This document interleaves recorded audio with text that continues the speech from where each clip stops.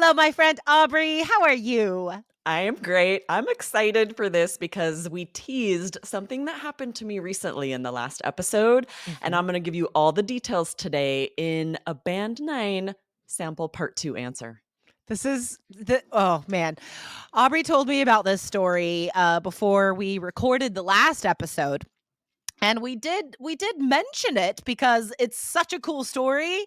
Not It's very cool like, entertaining. "Yay, I'm No, glad that happened," but I found it extremely entertaining, and I'm like, "This absolutely. would be the best part to answer." So, guys, today you're gonna get to hear this amazing story, and we'll talk about why this answer could be a band 9. So definitely stay tuned for the whole episode, guys, because after Aubrey gives her model answer, I will point out the reasons why it would score so highly. A real insider look here with my examiner knowledge. Yes, and if you missed that last episode where we teased this, you're probably not following. Scroll up, don't miss it. It was 1353, but also hit follow so that the episodes drop right into your queue. You're missing a Yeah. lot of great tips and vocabulary and strategies if you're not following the podcast. Seriously, this is stuff you cannot get anywhere else, guys. On Tuesday's episode 1353, synonyms for use in speaking and writing, we touched on so much that would change not just your grammar score, but your vocabulary score, your pronunciation score. So definitely go back and listen to that episode, guys. Okay. So just an overall little gist, little spark notes summary. The story is going to be about a recent theme park experience that Aubrey had at Harry Potter World, and why and how she felt sort of exploited into spending too much money. But here's the Exactly. interesting thing, guys, and this is such an amazing takeaway from today. This one story could be used to answer so many different speaking part 2 questions. Exactly. We started brainstorming some of them. Of course, Mhm. like describe a time that something really surprising happened, describe a time you were disappointed, describe a time you went to a theme park or amusement park. Mhm. And also describe a child you know, because what two of your children feature in this story, right? So remember, Mhm. guys, it's all about how you connect the story to the topic. So here, describe a child you know. You'd be like, well, honestly, when I saw this topic card, the first thing that came to mind was this really recent experience I had with my two twins. And so I am going to talk about this story, and you're going to hear all about this amazing time that my two kids had, right? So you're just Exactly. connecting the story. Or also, what about if the question is describe your favorite movie? How could you connect this story to that? Exactly, right? I could for sure talk about Harry Potter first, and then Mhm. maybe talk about how the books were ruined by this experience, right? For each of these, or maybe describe a book you've read that you'd like to read again. For each of Yeah, these, I would adjust my answer some to make sure that I'm directly answering that question. But right. then I absolutely could use this story for lots of intonation and Mhm. details. You could use it for so many questions. Exactly, exactly. So, guys, remember that just trust yourself, right? When you have 1 minute to plan for speaking part 2, you read the topic, just what comes into your head, right? What comes into your head? Any story, any memory, any image. As long as you connect it directly in the beginning of your answer, as long as you narrate your thoughts and you say why this story is going to answer this question. How does it connect directly to this topic? And then just go into the story, right? Exactly. Okay, so I'm playing examiner here. Remember, guys, I was an IELTS examiner for 14 years, so this is a comfortable role for me. Um, so I'm the examiner, and Aubrey is the IELTS candidate. Okay. All right, Aubrey. I would like you to describe a time that something really surprising happened. I was absolutely flabbergasted just last weekend. We went to Universal Studios in Hollywood and it was a glorious day. The weather was perfect, just chilly enough to keep the crowds down. So there were no lines. We rode all of the rides. The Transformers ride was my favorite.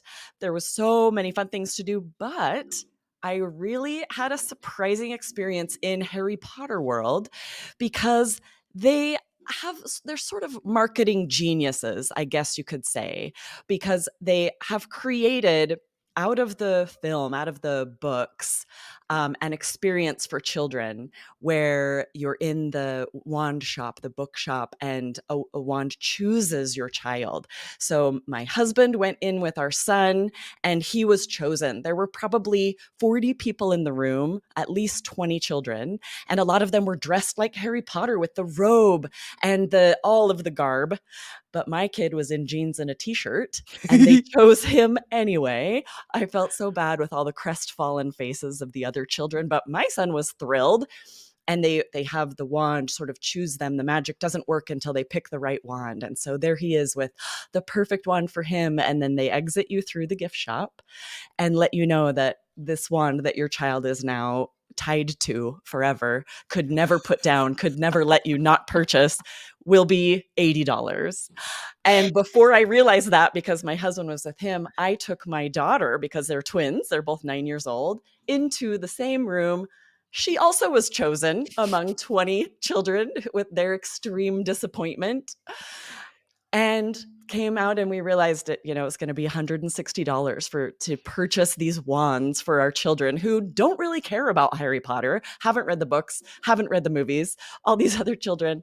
And I realized that's how they get you, because they were not choosing the children dressed up, assuming their Thank parents would you. purchase Thank them a you. wand anyway. It would be so hard for me to stop at 2 minutes. I'd be like, you have to hear the rest of the story. I am so happy that you got to tell that story. Like honestly, as an examiner, if I heard someone tell that story on the exam, it would be so hard for me not to comment, like, because examiners can't comment.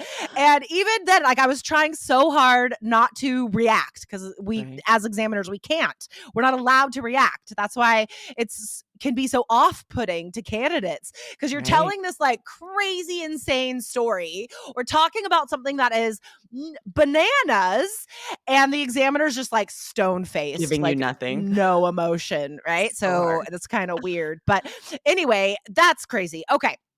But here is why that amazing story would score so highly. So, first of all, pronunciation, of course, definitely, guys, this would be a very useful episode to mimic, right? Where you listen to 5 to 10 seconds of Aubrey talking, pause the episode, and copy what she says out loud. Some students call that shadowing. So, same thing, mimicking, shadowing. And then I also want to make a grammar point here. At some points in the story, you might have noticed that Aubrey switches to present simple because Mhm. there is a use of present simple called the historical present, where we're telling a story that happened in the past, but we use the present simple to make it more immediate to the listener, right? To feel more sort of in this story. So, like, when you're describing how your son reacted, right? And you're like, so there he is. He's tied to this forever, right? And you sort of switched into the historical present there. And Mm. then when you go back into the chronological details of the story, you switch to past simple. So I do want to highlight that high level manipulation of verb tense there because students might wonder, oh, can I use both in a story? Yes, yes, you Mm. can. All right. Now, of course, band 9 for vocabulary, right? First of all, Aubrey said, absolutely flabbergasted. So, flabbergasted is like shocked, surprised. Beautiful day, glorious day to describe the weather. And then, of course, we get all that very specific vocabulary when she's like telling the details of the story. You're creating an image, describing. I don't know if you could hear the icy branches against my window. Oh. Um, you could describe the kids when you talked about their robes and then you said the garb, right? Garb is a very high level word for clothing. And then instead of saying disappointed, you said their crestfallen faces. So good.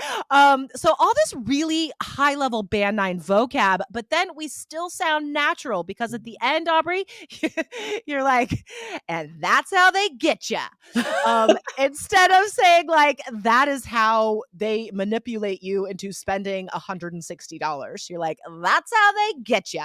So again, guys, the mixture in tone is very natural, and in so many ways, for so many reasons, that's why Aubrey would get a band nine in all four categories. Oh, it's so useful when you provide this feedback, when we provide the feedback, because it's one thing for you to answer a sample part two at home, but to not hear feedback from an examiner about what that would score and exactly why it would score that, it's not quite as helpful. So I'm grateful we're Mhm. able to do these sample answers here and let you guys know exactly what would make them high scoring. That's so useful.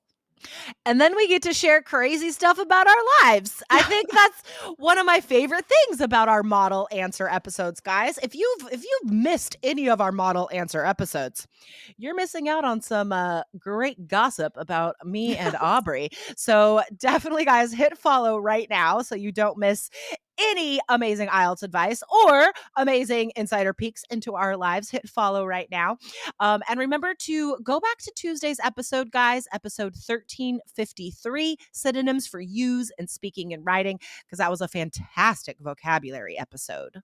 Yes, awesome. Absolutely. And we will see you guys next week. This was really fun. Glad I got to Sounds good. share my crazy experience with you guys. Thank you. Thank you for sharing. All right, guys, you guys have a great weekend, and we'll see you next week. Bye Bye. bye.